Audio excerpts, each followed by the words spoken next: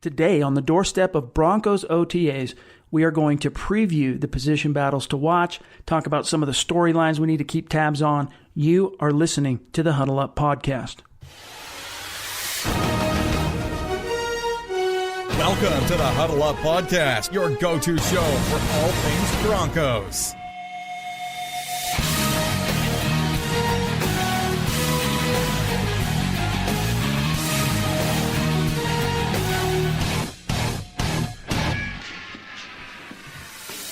Oh yeah, welcome in everybody to the Huddle Up Podcast presented by High Huddle and 24/7 Sports. I am your host, Chad Jensen. With me is your Denver Broncos reporter for 24/7 Sports, my partner. He is Zach Kelberman.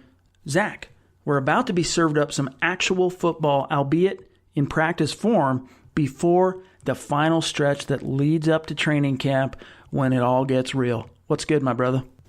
Nothing much. There's been radio silence out of Dove Valley for the last couple of weeks or so, but now practices are going to ramp up a little bit. We're going to see some live action, or at least some non-contact live action, so I'm excited about that. Yeah, Zach and I were just talking about it off air that we're looking forward to the next couple of weeks because there's some actual football. There's going to be players made available to us in the media, some quotes, some storylines, some angles, and we're going to finally start to see this thing begin at least to take shape. Finally. But listen up, everybody. Before we jump into things, make sure you're following the show on Twitter, at HuddleUpPod, and wherever you're listening, whether it's iTunes, Stitcher, iHeart, our listeners on YouTube, shout out to you guys. Make sure you're subscribing. Big deal. Also, if you haven't done this, take some time. This is a call to action. Make sure you leave a creative review of the show and rate it. It's absolutely important and vital for us in terms of growing, reaching new listeners. It's a big deal. So if you're a religious listener to this show, steady, consistent listener, just take 2 minutes and leave a creative review. We really appreciate it. And one last piece of business before we jump into this thing. We want to say thank you to our sponsor, Audible. You guys go out and get yourselves a free audiobook download and a 30-day free trial at audibletrial.com/huddleup. There's over 180,000 different titles to choose from, whether you're on an iPhone, Android, Kindle, or just a good old MP3 player. That's audibletrial.com/huddleup. This is an app, a service, a product, whatever you want to call it, that I literally use on the reg. Every single day I'm listening to Audible. Now, I have a paid subscription. This is, I've been using this now for a couple of years. But as someone who is a voracious reader like myself, I'm a busy dude. I got this gig. I've got a wife. I got 4 kids. I got a mortgage to pay. I got all kinds of stuff cooking, which means I don't always have time to sit down and turn the pages on the books that I want to read. But what Audible does is it allows me to get these books under my belt while I'm doing other things. And it's always good production value. The narration and the audio production is always phenomenal. And I'll listen while I'm on the road. I'll listen while I'm at the gym. I'll listen while I'm in the yard, in the kitchen. So I promise you, you like listening to podcasts, you like the audio medium, you will absolutely love Audible. And we're giving you a chance to try it free and get a free audiobook. Get 30 days to check it out. Go to audibletrial.com/huddleup. And again, we want to say thank you to our sponsor. And as a call to action, support the show by patronizing our sponsors. All right. The Denver Broncos have all convened at Dove Valley to begin the team's off-season training activities. And the action, of course, starts on Tuesday. We're going to see the players in helmets, out on the grass, running plays, and just getting after it. Now, according to the NFL, in case you guys were wondering, Phase 3 consists of basically the next 4 weeks of the program. Teams can conduct a total of 10 days of organized team practice activity, or OTAs. No live contact is permitted, but you're going to see 7-on-7s, 9-on-7s, and 11-on-11 drills. They're all permitted. And so the Broncos will hold OTAs this week, the 22nd of May through the 24th, the next week, May 29th through the 31st, and then June 4th through the 7th. And then the Broncos will host its mandatory minicamp from June 12th through the 14th. But the competition for these valuable 53 roster spots, they start now, Zach. And some fans might view OTAs as kind of a football interruptus, like it's not the real thing, which compared to a game it certainly isn't. But it is practice. It does count. And I kind of look at it like this.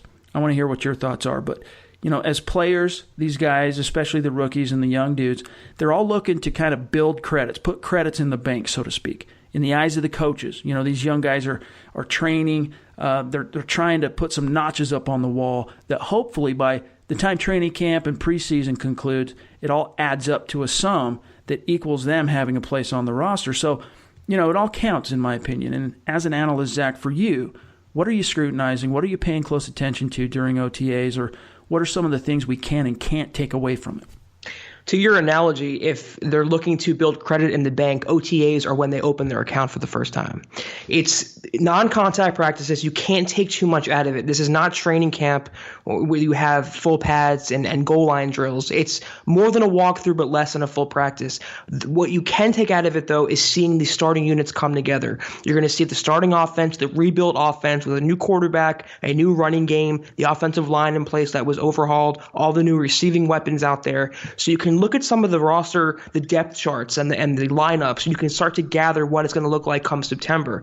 You can't take away or you can't conclude anything based on 3 days worth of practices, even if they have 3 sets of them. It's going to be very scripted practices. It's going to be 7-on-7s, 9-on-7s, and 11-on-11 drills. You're going to see the starting offense versus the starting defense, but you cannot make any determinations on roster spots. You cannot determine who's going to win certain positions out of these practices. You can look at the very first picture coming together now, but you can't paint the full picture until training camp and then beyond that. That's right. But that doesn't mean we can't chew this thing up and spit it out and analyze the you-know-what out of it. And we'll start with that with some of these battles to watch. I mean, we're entering a 2018 campaign in which the Broncos are literally looking to turn the ship around. And the battle for roster spots and starting jobs officially begin in OTAs with these guys looking to build their credit at the bank. So let's do a quick run through on some of the jobs that are legitimately open for competition, that are ripe for the taking. And of course, we'll start with the topic that seems to be very high on the minds of many in Broncos country, and that's the backup quarterback job. You got Case Keenum as the leader and the unquestioned starter, but Paxton Lynch will square off against Chad Kelly in the quarterback octagon for that backup job. Zach, what are you hoping to see in this particular roster battle as it applies to OTAs?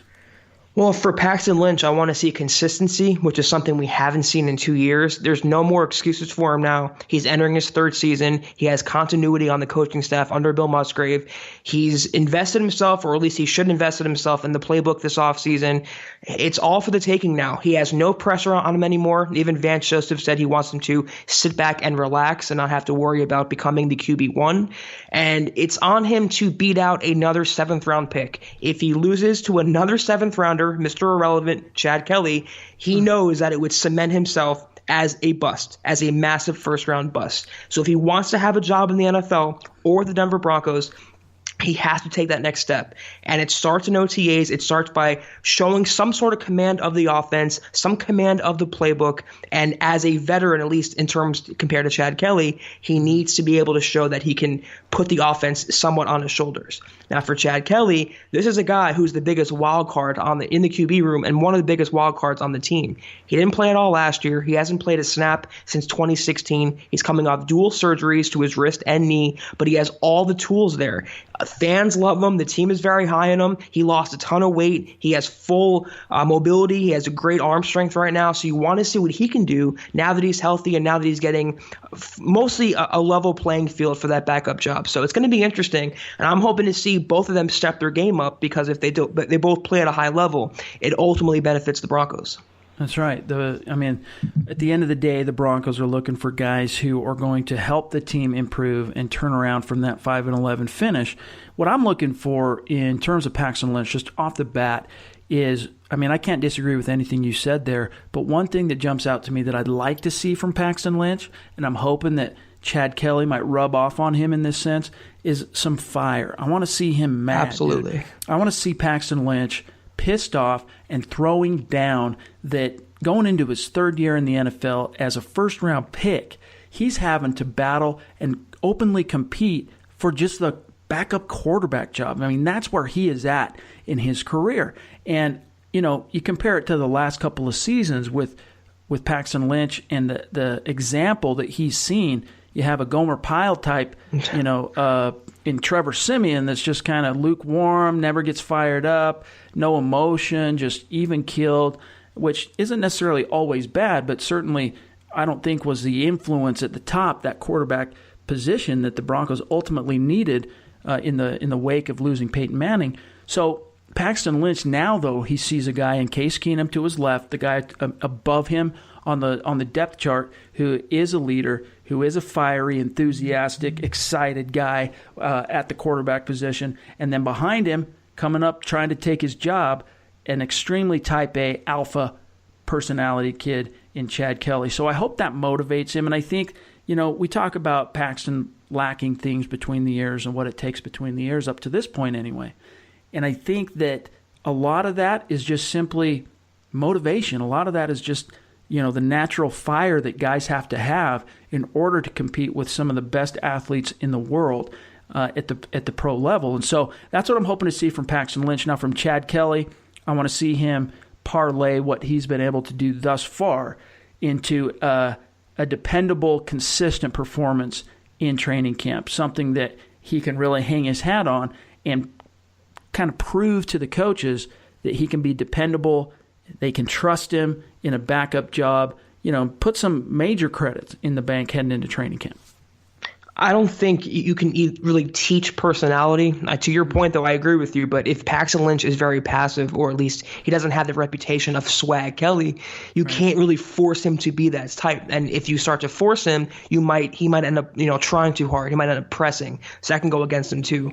So it's mostly on him as in the mental grasp of the game, at least in my opinion. He has to show he can master the playbook and run the offense, at least in practice, at least with the second team. There is no excuse for a former first-round pick in his third season not to be able to run an offense in practice. There is no excuse for it. That's the thing is I agree with you that from a personality standpoint, we are who we are, right? Like it's you're not just going to turn the page and all of a sudden tomorrow become a different person. But at the very least, what I want to see from Lynch is some urgency. You know what I mean? I want to see a guy, how he responds in a situation where he is literally backed into a corner, because that's what it all comes down to in the NFL. Are you going to fight or are you going to take flight? And we might not know the answer to that question 2 weeks from now necessarily from Paxton Lynch. But again, we're going to start seeing some pieces to that puzzle fall into place. So it's an exciting battle to look forward to. Now, moving on, we know the running back job is wide open. I mean, Devontae Booker, he might open up the proceedings as a starter, but third-rounder Royce Freeman's going to have a little something to say about it. And then you throw in D'Angelo Henderson going into his second year. You got the seventh-rounder David Williams and a little sprinkling of Phillip Lindsay, the undrafted rookie. This might be the most intense roster battle of the summer, or at the very least as it applies to a starting job. Now, after reading Eric Trickle's VIP film review on David Williams' senior year at Arkansas, I'm tapping him as a sleeper officially to make this roster. I had my doubts about David Williams, I'll be honest with you. I didn't really know a whole heck of a lot about him when the Broncos made that selection in the 7th round. Right. Based on the research I've done, watching some tape myself, seeing Eric's breakdown, I'm a lot more bullish on him now. Not necessarily coming in to be a starter. Okay, I'm not tapping him as the dark horse to win the starting job, but I see him with very good odds of making this roster just based on his skill set, work ethic, and just overall ability. The dude has some talent, Zach. But who's your early pick to win the starting job here? So right out of the gates, you're going to have Devontae Booker as the number one. He's going to open OTAs with the starting offense with the first string, and that's always been the plan. They released C.J. Anderson in part to give Booker and D'Angelo Henderson more carries. So Booker has the early odds to come out as the starting running back, but I think ultimately it will be a three-headed approach, a true three-headed backfield like they wanted to have last season, and it failed miserably with Jamal Charles. So I think Devontae Booker will be the number one, and then behind them, that's the real battle with Royce Freeman, the third-round rookie, and D'Angelo Henderson, who showed a lot of promise last season. To that point, I think Freeman will get number two duties, and I think he will handle early down work, obvious running situations, and C duties to Devontae Booker on third downs, on passing opportunities.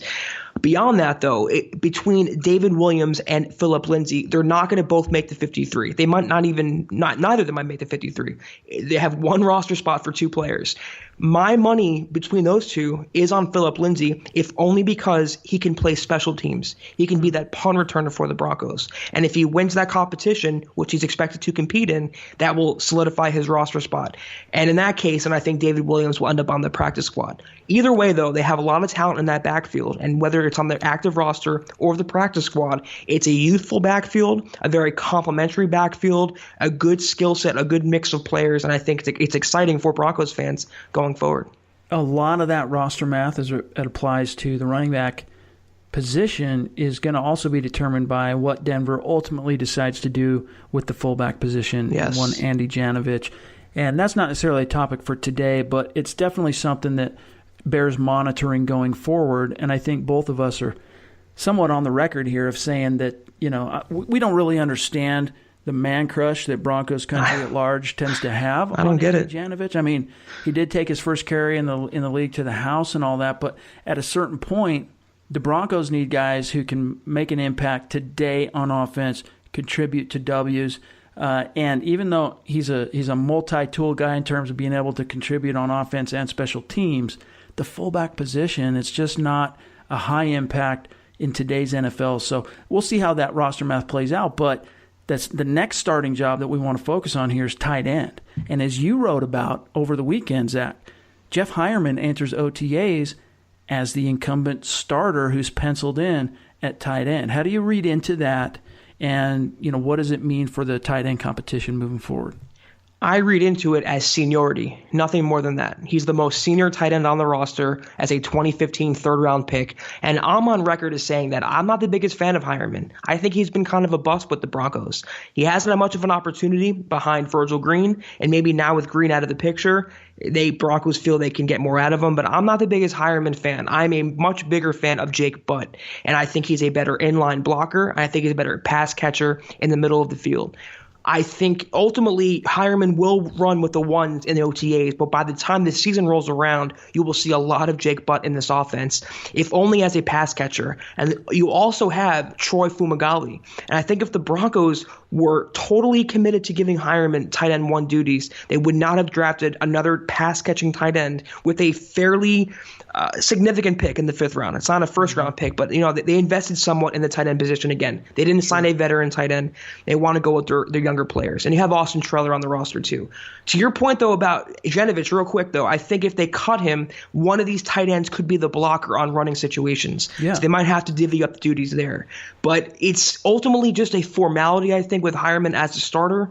I don't think it will last into the regular season. I think Jake Butt has a lot to offer, very high ceiling. I think he will show that sooner than later. Yeah, and you see this a lot in the NFL where, the draft class comes in, OTAs get kicked off, and the incumbents, the guys who, they have some seniority in the locker room, they get penciled in and they start at the top of the depth chart. But at the end of the day, the cream rises to the top. And this is basically Jake Butt's job to lose. And I had a guy who I trust, he's a credentialed media member in Denver that's there every day, tell me he thinks that Jeff Heuerman is actually the most athletic tight end the Denver Broncos have. I would disagree in that sense. I think he has some talent, but going back to those things of between the ears, that point, that's one of the things that Heuerman seems to have lacked. And I know for a fact that the Broncos have been disappointed in Jeff Heuerman in terms of his approach to life as a pro and not necessarily taking this as seriously as he should, treating it as literally a job, right? Because kids come out of college and morphing from life as a student athlete into paid professional, it really is it requires a paradigm shift. And it's just not something that Jeff Heuerman in his 3 years in the league has fully embraced. But now you got Virgil Green, he's gone.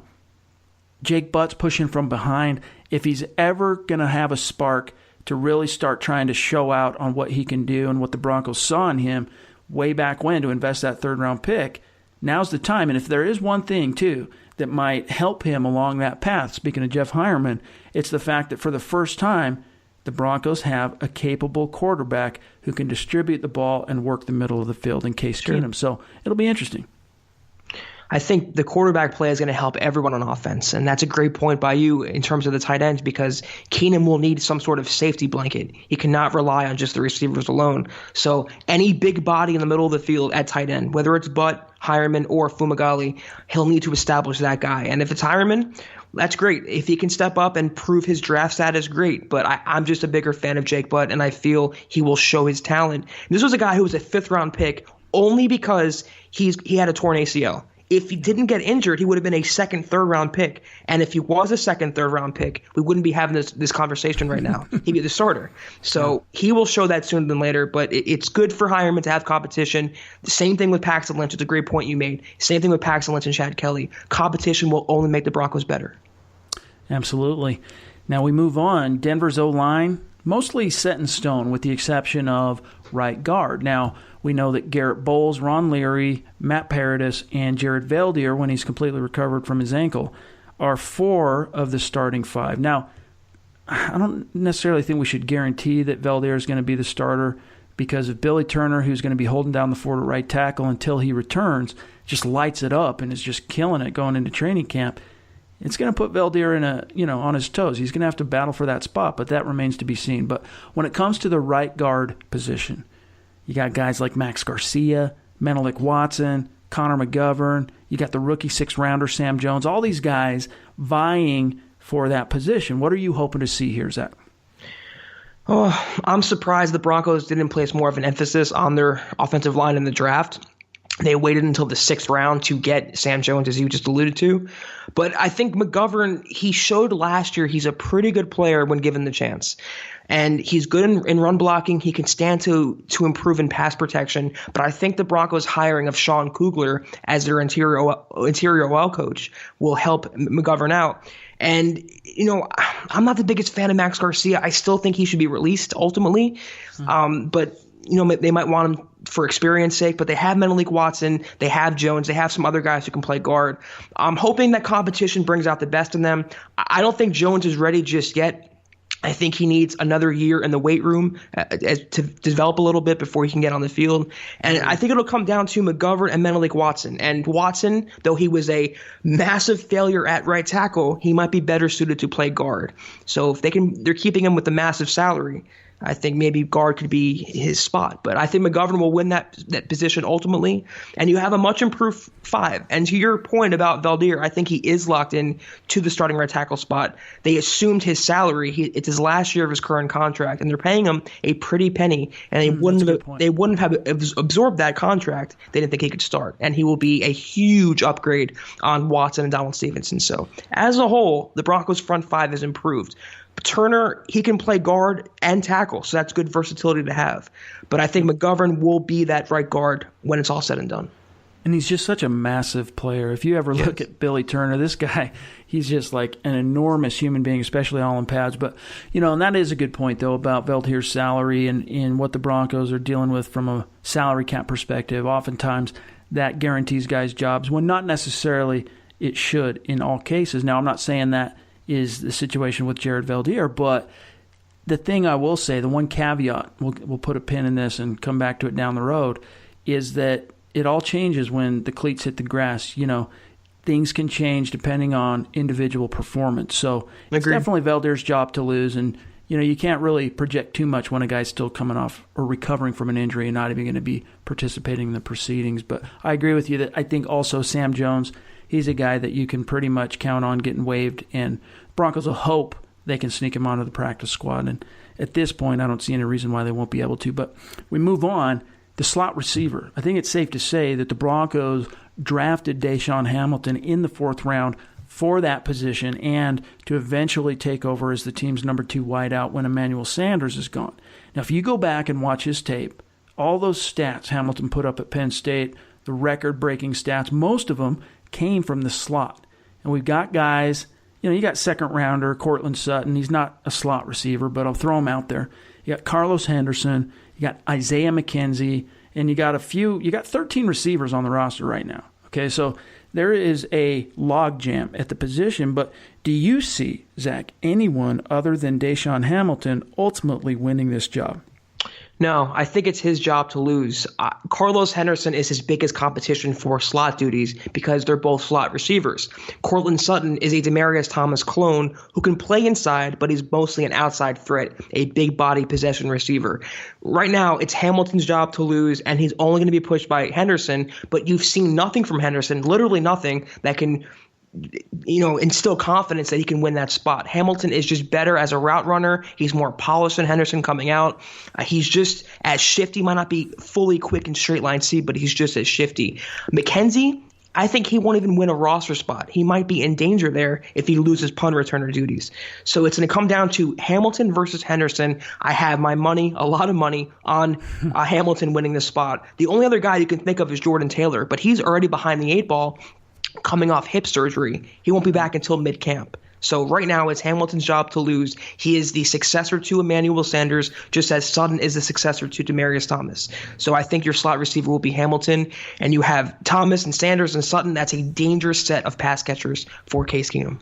Yep, and if Carlos Henderson ends up cashing in on any of his potential, the Broncos will have a legit 5-deep crew at wide receiver, and depending on how many they choose to keep, you throw Jordan Taylor into that equation, and it's legit that Case Keenum's going to have himself some weapons. But one quick side note on this that really made me appreciate Deshaun Hamilton's game even more was the VIP film piece that Carl Dummler published over the weekend. Great piece. And for those of you who are not subscribing, I mean, this is an article in and of itself that justifies the cost of a subscription for Mile High Huddle VIP membership. And he's just a great route runner. He's high quality from character, leadership, priorities, motivation, and he is just sneaky good. He's a guy that can come in and, you compare him to Cortland Sutton.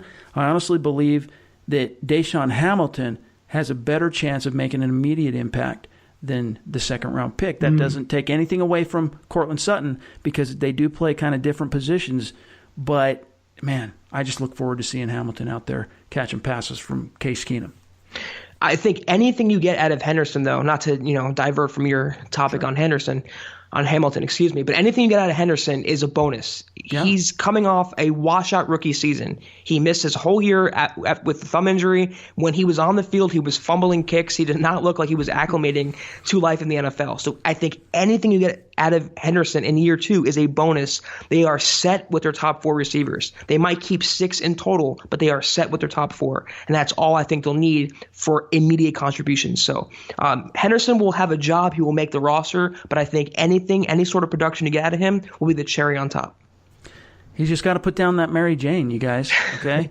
He's got to stop chewing, swallowing bags of Mary Jane and getting it all stuck in his teeth and all that stuff, right? You can't make for very good breath either if you're trying to, make good with the ladies either. So anyway, let's hope he's gets it together heading into year 2. But that takes care of the starting jobs that are up for grabs really on offense. On the other side of the ball, we start in the trenches. You got Derek Wolfe, Domata Peko as the incumbent starters. But that defensive end spot opposite of Wolfe, I think it's wide open. And if nothing comes of the pending criminal case with Adam Gotsis, I think he's likely to win that job, at least on first and second down. But you got guys like DeMarcus Walker, last year's second-round pick, Shelby Harris, Zach Kerr, free agent acquisition, Clinton McDonald, all these guys vying for that job too. Who do you've got right now, Zach, penciled in at that spot, let's say when the regular season opens up? If he's not sent to prison, it will be Adam Gotsis. If he's a free man, he will start on the Broncos defense at left defensive end, at least on early downs, on running situations. He was great last year. He really broke out. He was a high-round pick in 2016, didn't have the great rookie season, but he really showed out well last year. He will be penciled in on early downs. If he's indicted or if he's suspended or released, you will have a really couple good young players in Walker and Shelby Harris competing for that spot. Both are better pass rushers, I feel like, than run defenders. But I think this is a big breakout season for DeMarcus Walker. I love him coming out of FSU. And that is why I was so mad at Vance Joseph for moving him to outside linebacker from defensive end. It made no sense at all to ruin 1 year of his development, moving him to a position he's not suited to play. But now he's a full-time defensive end. He put on some weight. He's back to his college playing weight. He showed well last year. He had a big sack in the season finale against the Chiefs. I think if Gotsis is gone or whatever, it will be DeMarcus Walker in there. I think he will break out, and I think he could be the next Adam Gotsis as a second-round pick who can come in and light it up the next year. So I think if Gotsis is not in trouble, it will be him. But ultimately, regardless, though, I think Walker will show out in his another year with the Broncos. I agree with you on Walker. Even though some of the other guys at High Huddle, Nick, Eric, they're not as bullish on DeMarcus Walker as we might be, but I'm actually quite high on Walker. And I think what we saw from him in Week 17 against the Chiefs is a good window into what he's capable of when a team puts him in the best position to succeed. And I think the Broncos learned from that mistake last season. So it's going to be fun to see him really getting in there and maximizing his talent and starting to cash in on that investment the team made in him. That's such a high round pick last year. Now we move on. I think we can expect to see, obviously, I mean, this goes without saying, a heavy dose of one Bradley Chubb as a rookie. But, and I don't say this to discourage you guys, you don't need to break out the pitchforks, but are we stretching it if we just assume he's going to be the day one starter? Now, that's a rhetorical question because I do expect him to be, but when the dust settles coming out of camp, you've got guys like Shaq Barrett and Shane Ray who have valuable starting experience in the NFL that are going to have a little something to say about it. Now, here's my question to you, Zach. Do you see either one of those veterans making this a true competition for Chubb? Or is Chubb, by virtue of his talent, by virtue of his draft pedigree, going to be grandfathered the starting job opposite of Von Miller? Well, as the number 5 overall pick, he's obviously the long-term bookend to Miller, so there's no concern about his long-term scope with the Broncos. In the short term, though, I don't think it's a stretch to say that he might have to compete for a spot. I think he might even open up the season behind Shane Ray at outside linebacker, only because Ray is a veteran, he's a starter for the Broncos, and he has a lot to prove. His 5th-year option was declined. He's going to be a free agent next offseason. He wants to show 31 other NFL teams that he can be a starter in the NFL.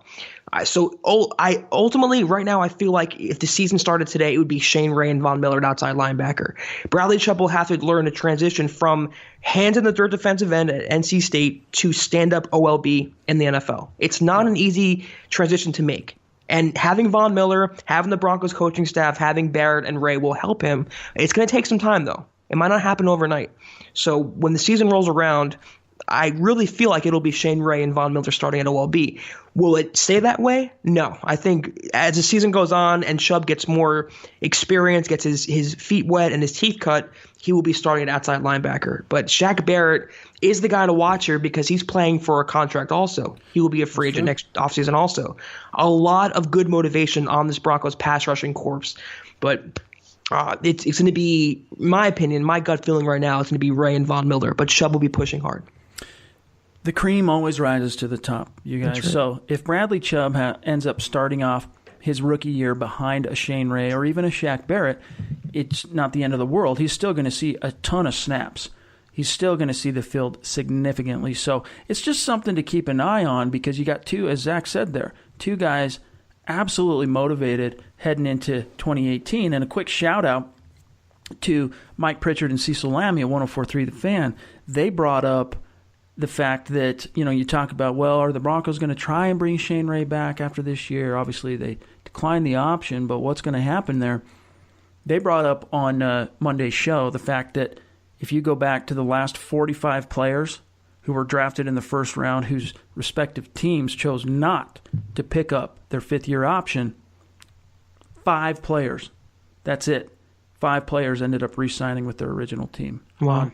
First-rounders whose 5th-year options were declined. So the odds significantly are stacked against the idea of Shane Ray coming back to Denver, but that doesn't mean he's not absolutely motivated to get out there and earn himself a big payday in 2019. So it's a great position battle to watch at the very least to see how both those guys heading into contract years can really position themselves to make an impact. Now, we move on here to one of the juicier competitions this summer, the third cornerback spot. You got Chris Harris Jr., you got Bradley Roby, the shoe-ins to start, but who's going to take that third position? With the Broncos playing something like 70% of their snaps, I think, in the nickel, the third cornerback job should be viewed as a starting gig.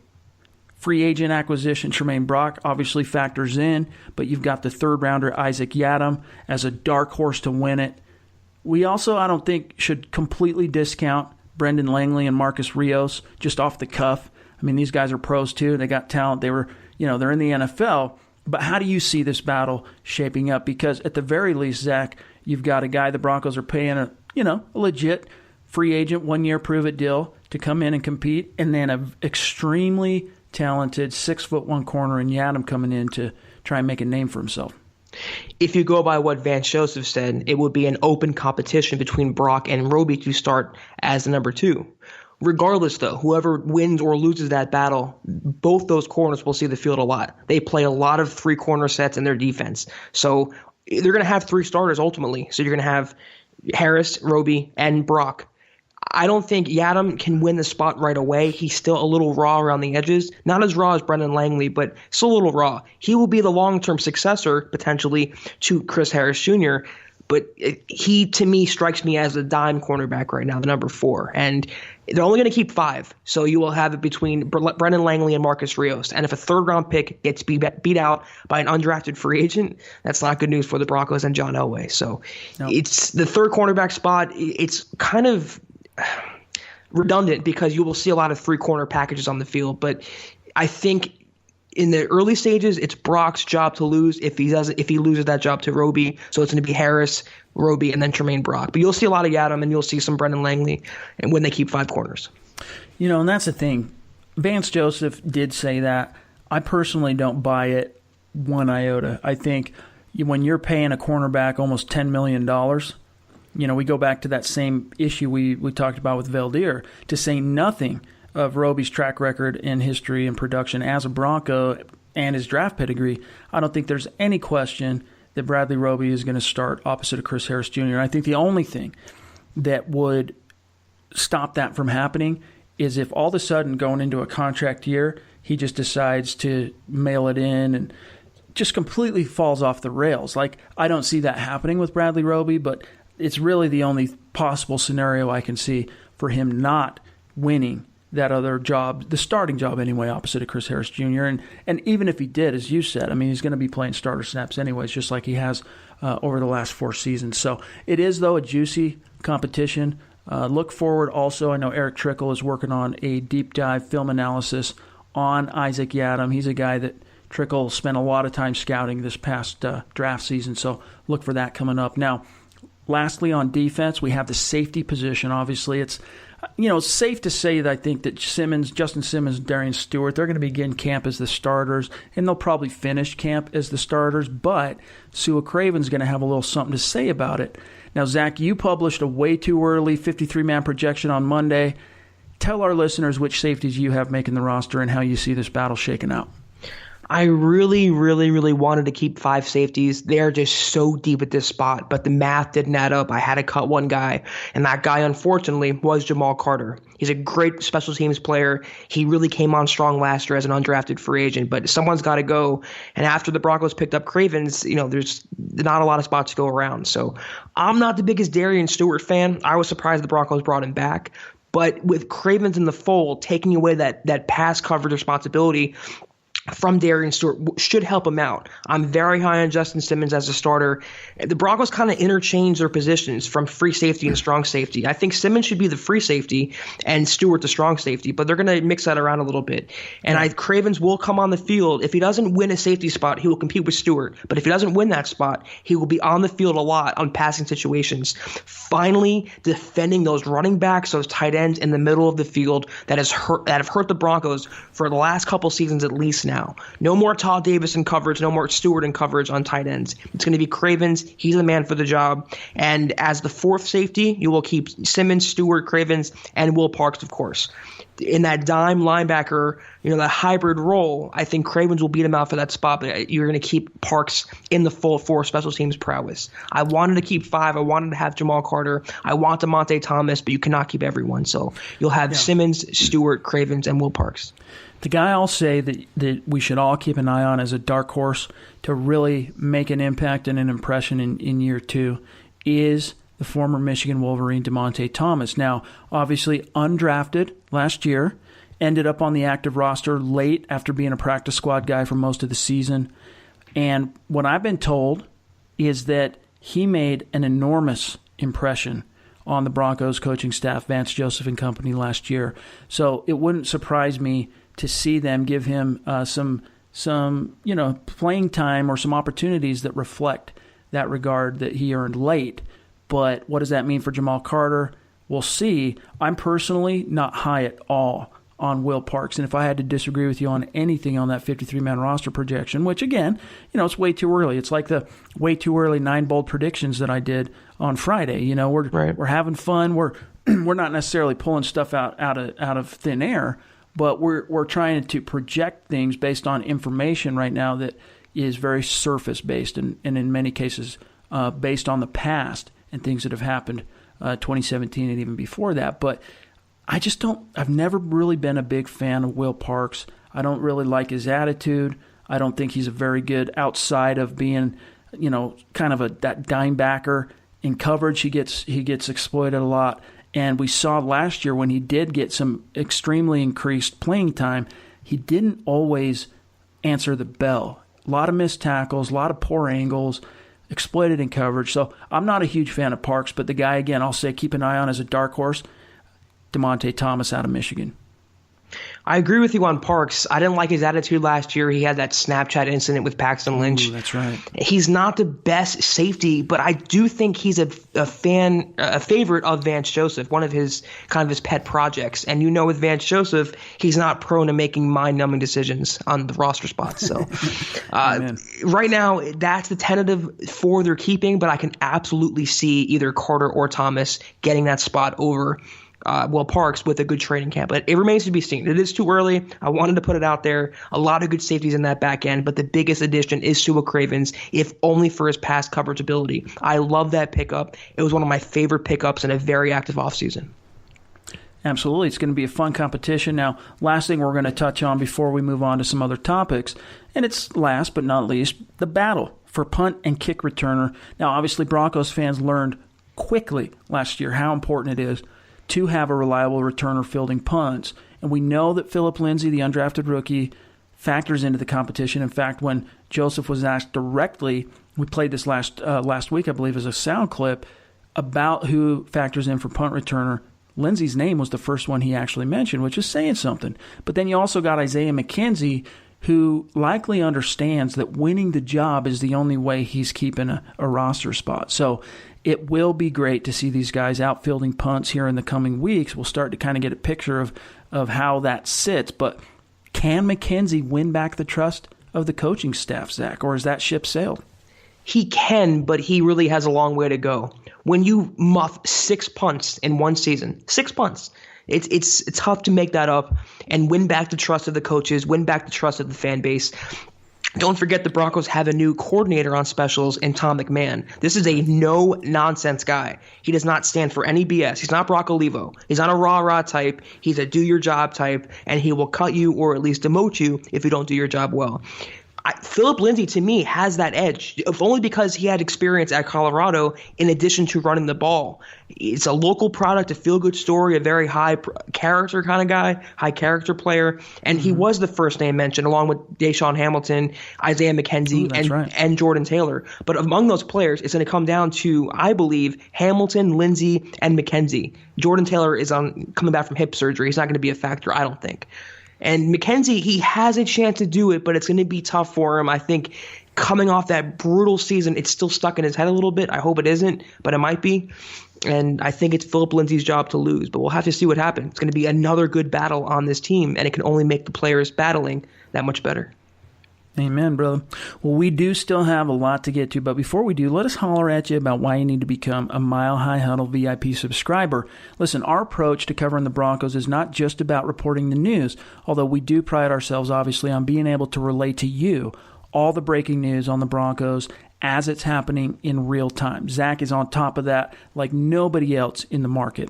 What we like to focus on as well is breaking down the Broncos in depth, whether it's all 22 film reviews, X's and O's, you got deep dive player evaluation, and now coming out of the draft, you've heard us talk a little bit about it in today's show, analyzing the 2018 class.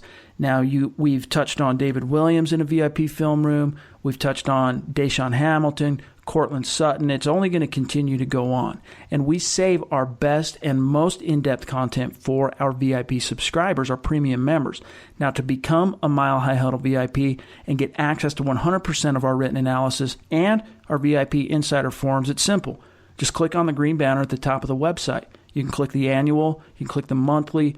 Either one, you'll be locked in. And from there, you get access to everything we produce, which includes any insider info we pick up along the way from sources. And we work hard to bring you the best Broncos coverage and analysis on the web. I don't think anybody does it better than us. But we ask for your support by becoming a VIP subscriber. You pull the trigger. You have our word. You will not be disappointed. All right, now look, we have talked a lot about the Broncos' backup QB job, and for good reason. You got the old cliche that the backup quarterback's always the most popular guy in town. But I feel like we're kind of glossing over Case Keenum a little bit. I mean, I think I've been pretty upfront about my view that Keenum is the first legit starter that Denver has had since Peyton Manning hung up his cleats. And I do think Broncos country is going to be pleasantly surprised by Keenum. But let's face it, Zach, I mean, he isn't exactly an all-pro, right? I mean, never been to a Pro Bowl. Last year was the first time we've seen him have any sustained success in the league. And as impressive as it was, he is widely considered to be that one-year wonder. Now, I am confident in Keenum ultimately, and I like what I've seen from him so far as a Bronco. But the question is, are we perhaps just kind of taking him for granted? Is he going to be going up against, this week we're going to see him going up against the Broncos defense for the first time, really, and it's a lot of talent there. So we're going to start to see kind of how it's coming out in the wash. New system, new players, new everything. What's your outlook on Case Keenum, Zach? God, if there's one thing we should have learned from the last couple of years, it's that the Broncos don't need an all-pro back there at quarterback. They don't need a Pro Bowler. They need a guy who's not going to turn the football over. They need a steady hand. That's all they need with that defense. And I think Case Keenum can give them that. He's not Tom Brady, he's not Aaron Rodgers, but he's accurate, he's smart, he has surprising mobility in the pocket, he can make some plays there, and he will be a giant upgrade, which is not saying much, on the trifecta of Simeon, Lynch, and Osweiler. Was it a one-year wonder? It's too soon to say. I think the Vikings did a really good job last year surrounding him with a top-notch supporting cast and good coaching. The Broncos, to their credit, did a good job this offseason giving him a better offensive line by fixing right tackle, giving him better pass catchers and the receivers and tight ends, giving him better run game, and to come down to, as most things do, is coaching. Can Vance Joseph and Bill Musgrave be on equal footing with Mike Zimmer and that Vikings coaching staff? But on talent level alone, Case Keenum is like an all-pro compared to Trevor Siemian. He is like an all-pro compared to Paxton Lynch, Brock Osweiler. And he will be good for at least 1 to 2 more wins right off the bat. And anything more than that, it's a bonus. Anything more than that, they can get into a wild card spot. You never know what can happen. But he's going to have all the weapons at his disposal, and I think if he can play his style of game, they can win a lot of games with Case Keenum. Here's the thing that we have, another aspect that we haven't seen since Peyton Manning is the Broncos even take away this 2018 free agent and rookie class. The Broncos have some established bona fide talent on offense, okay? But we didn't see anybody go to the Pro Bowl last year because there was not a competent quarterback there to call the signals, read the defense, distribute the football, okay, and lead. Let's not forget that as well, okay? Now, Case Keenum comes into this, and I honestly believe that even though, as I said, we want to pump the brakes on just assuming he's going to be a stud, I do, after all my study on this guy, I firmly believe that he is the type of quarterback that can come in and raise all ships. And at the very least, he's the type of quarterback who can extract that potential, extract that talent from his supporting cast, whether it's Demaryius Thomas and Emmanuel Sanders on the outside, the rookies and the young guys playing from the slot, your Jake Butts. You're going to see the offensive line take a significant step forward in terms of their overall execution and also how they're viewed by the analytics sites like Pro Football Focus and Football Outsiders, because Keenum knows how to play the position. He's not going to bail out of pockets early. He's going to stand tall. He's going to wait till the last second for that route to develop before he delivers the football. These type of things are going to trickle down, and I honestly am extremely optimistic that he's going to be great. But I just think that with all the talk we've seen lately, Zach, of the backup quarterback position, that we're kind of losing sight on the question mark that is Case Keenum when you really get down to it in terms of, the question of him, was he a one-hit wonder, and how that plays out. But one thing real quick before I serve this back up to you that Carl brought up in that piece on Hamilton is, and I've noticed it myself, you go back and watch the film of how defenses played the Denver Broncos over the last 2 years. From the snap, you see safeties cheat to the outside, to the hash marks to cover Thomas and to cover Sanders, double team. So you got a corner covering each guy, right? Then you got safeties that as soon as the ball is snapped and they show their hand, they're sneaking out, they're cheating out to cover the outside because they knew they had absolutely no respect for the Broncos quarterbacks, whichever one it was, capitalizing on the one-on-one matchups over the middle of the field. And I think that between Case Keenum and the influx of talent the Broncos have put into position there, we're going to see that change in 2018. From a team-wide perspective, it's going to help the Broncos mentally and physically not have to go through another quarterback competition. Knowing who their starter is from day one, no elongated competition, there's no preseason games that can determine who the quarterback is going to be. You can build valuable reps with your starters, with Case Keenum and his supporting cast, and that's going to help the whole offense and help the team as a result.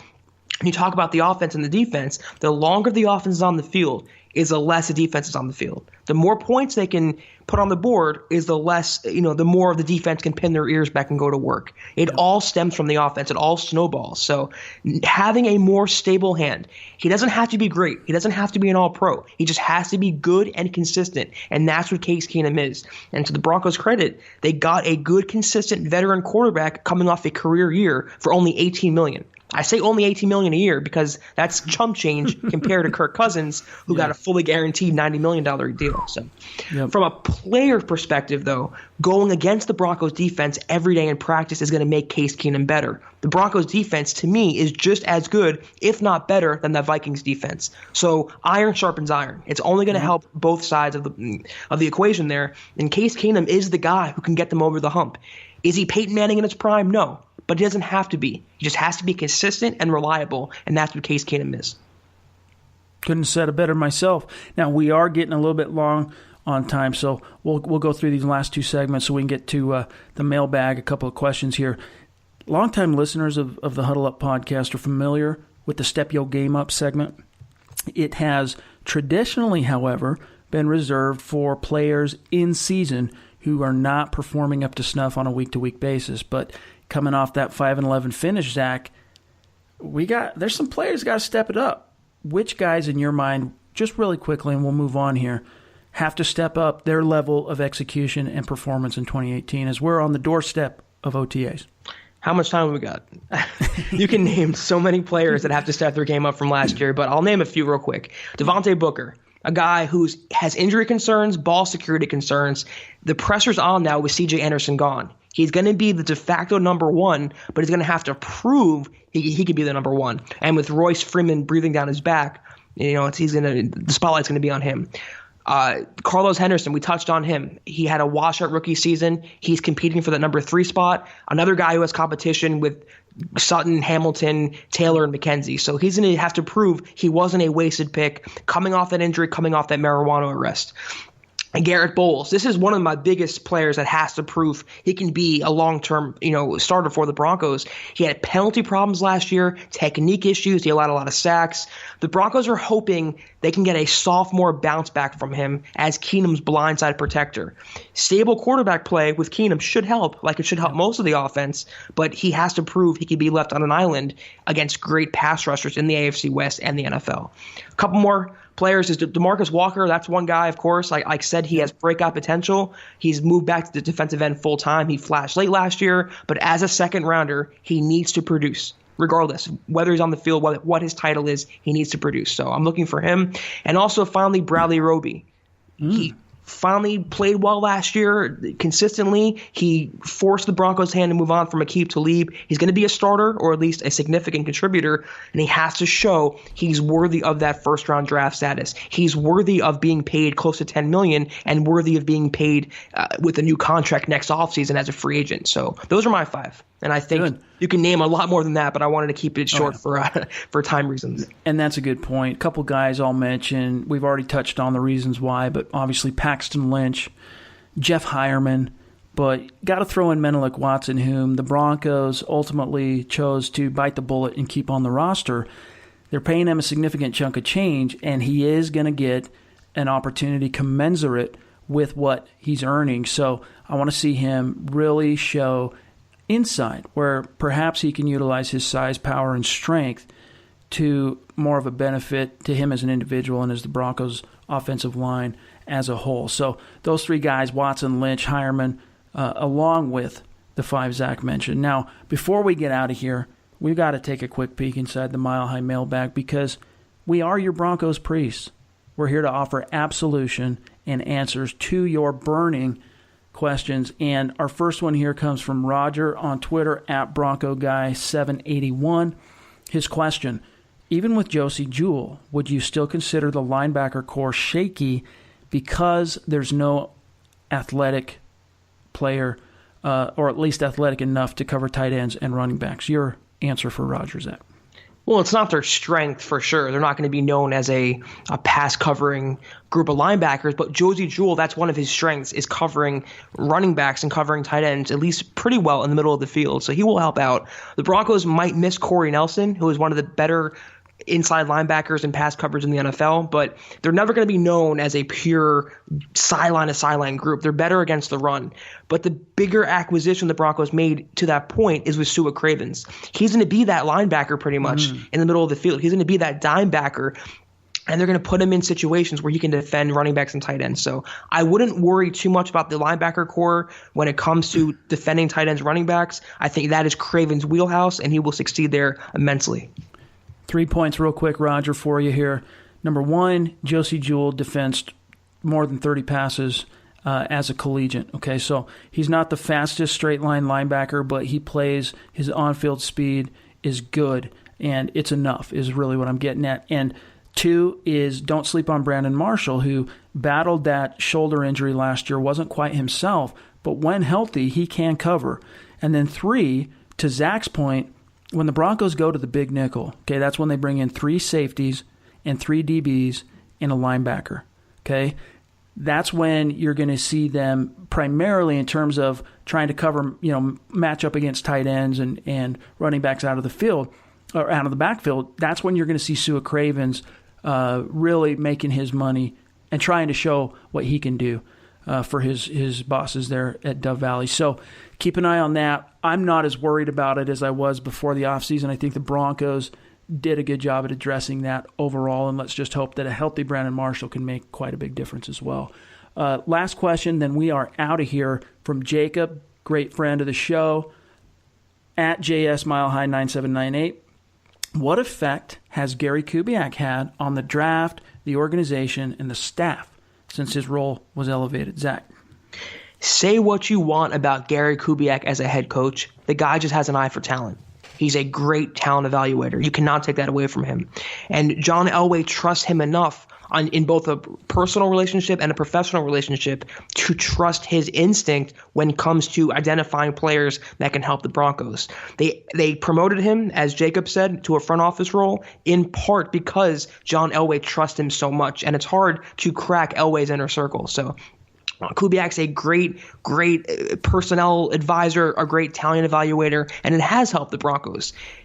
as a coach, you can debate whether he did the best thing with the quarterbacks with Lynch and Simeon, but as a front office advisor, it's an excellent move for John Elway to have that second right-hand man along with Matt Russell. I like Gary Kubiak a lot in that role, and he will only help the Broncos going forward. I think one of the big effects you've seen from Gary Kubiak's more elevated role in the front office is the caliber of players the team selected in the draft in terms of, and you've heard us talk about it on this show now going on a month almost, about the leadership, the character, the priorities, all of these things that are in line and on par with their natural talents and abilities. So I think that's something that can be also directly tied to Gary Kubiak. But listen up, guys. That's it for today. By this time next week, we're going to have a ton to talk about and sink our teeth into. So look forward to that and stay tuned. You can find my partner, Zach Kelberman, on Twitter, at Kelberman247, myself, at Chad N. Jensen. As always, though, the best way to get a direct response from us, hit us up on the MHH Insiders Premium Message Board. Also, keep in mind, too, we haven't talked about this on the show, but twice a week, Zach does a Facebook Live on the Denver Broncos on 24/7 Sports Facebook page. So keep an eye out for that as well. We're always going to try to engage with you as often as we can on social media, so don't be shy about asking us questions. But also, here's a reminder and a call to action. Support Mile High Huddle and become a VIP subscriber. And speaking of that, subscribing, make sure you're doing so to the podcast, y'all. For Zach Kelberman, I'm Chad Jensen. We'll talk to you soon. Mile High Huddle.